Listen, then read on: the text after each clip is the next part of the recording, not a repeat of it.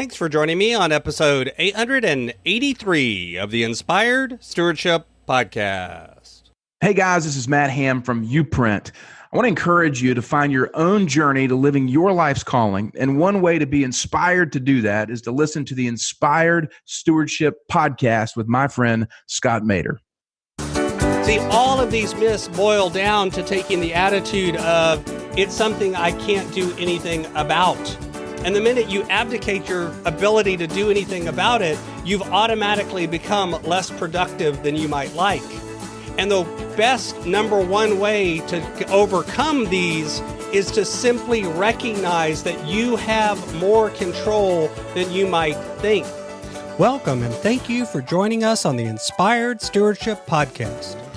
If you truly desire to become the person who God wants you to be, then you must learn to use your time, your talent, and your treasures for your true calling. In the Inspired Stewardship Podcast, you will learn to invest in yourself, invest in others, and develop your influence so that you can impact the world.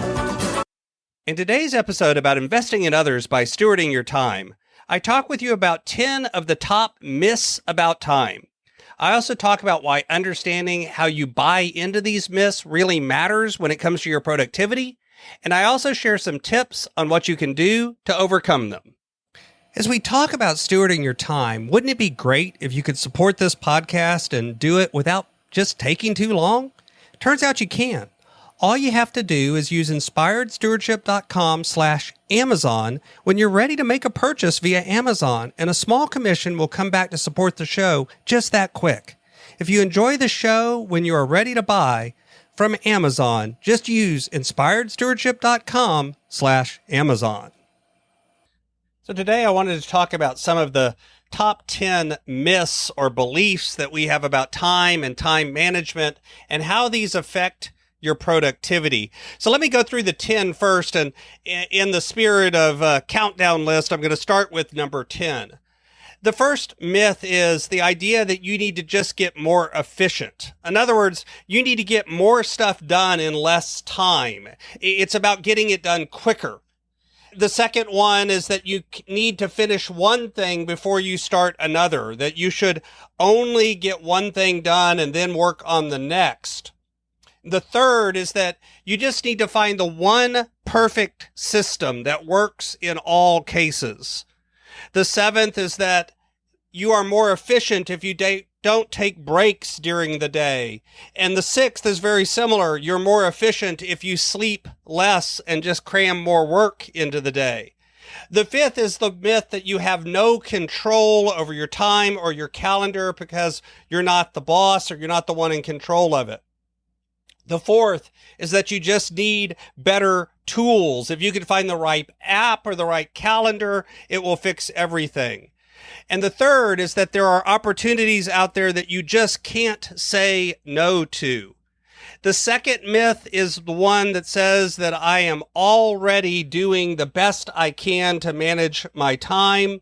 And the number one myth is I just don't have the time at all. Going through these one at a time, the idea that we need to be more efficient, that we just need to cram more stuff into our day can't be further from the truth. The truth is most of us need to actually prune some things off of our to-do list and off of our day. We need to get rid of some things. It's not about efficiency. It's also about pruning.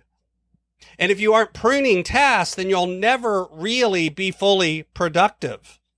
Number 9 has some truth into it, the idea of finishing one thing before you start the next. There is truth that if you focus, you get more done, but there's also the ability to break up some tasks into other things. There is a time when putting things together and blocking time to do a series of tasks together is good, and there are times where actually breaking things up and doing little parts or finishing and then having a break so that you can bounce off to something else and then come back with a new set of eyes is actually valuable. The 8th, the finding the one perfect system. I can tell you that there really isn't one perfect system that works for every single person. In truth, you need to recognize that you can take experiments and take pieces from different systems and put them together. The number 7 and number 6, the idea of not taking breaks and not getting sleep. The truth is we have more efficiency when we break up our day. That's also related to that finishing one thing.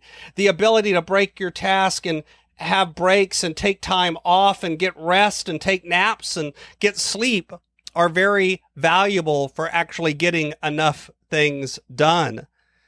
The number 5, that you have no control over your own day. The truth is, even if you're an employee where someone else sets your day and sets your calendar and sets your schedule, you have more control over your time than you might think. You have the ability to divide and set that time and what you do in particular times often way more than you think.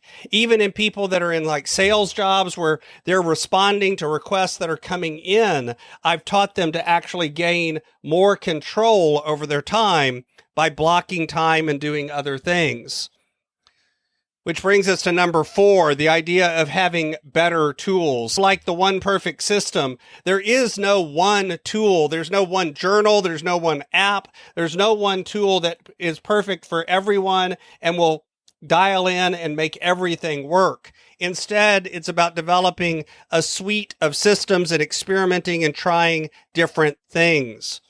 Number 3, that you can't say no. That's very related to that no control. We think of an opportunity that comes along as something, there's no way we can say no to this. This is just too good of an opportunity. I can tell you right now, there's no such thing as too good. There are things that you can say no to, and the more you learn to be able to say no to distractions, the more you get the right things done. Number 2, I'm already doing my best. This is related to that feeling of no control. The minute you start thinking this, you've given up all ability to improve. You've given up the ability you have to continue to get better. And remember, it's not about getting things perfect. It's about getting things better. And the number 1 myth, I don't have the time. The truth is, you have the time to do way more than you might believe. But what happens is the choices that you are making is what really matters. It's what are you putting your time towards that really matter. The minute you say, I don't have the time, what you should really say is, I've chosen not to make time for this. Because that is really the control that you have. See, all of these myths boil down to taking the attitude of, it's something I can't do anything about. And the minute you abdicate your ability to do anything about it, you've automatically become less productive than you might like. And the best number 1 way to overcome these is to simply recognize that you have more control than you might think. You have more ability to get things done than you might think. And it's an experiment. It's a game. It's something that you want to play with and begin to try little things. And over time, you'll discover ways to improve. And if you improve just a little bit each and every day, you would be amazed at what you can accomplish in a year. Thanks for listening. Thanks so much for listening to the Inspired Stewardship Podcast. As a subscriber and listener, we challenge you to not just sit back and passively listen, but act on what you've heard and find a way to live your calling. If you like this episode on the stewardship of time, be sure to sign up for our Stewardship of Time Tips series by going to inspiredstewardship.com/time or texting 44222 time tips, and that'll get you our best tips on stewarding your time. Until next time, invest your time, your talent, and your treasures. Develop your influence and impact the world.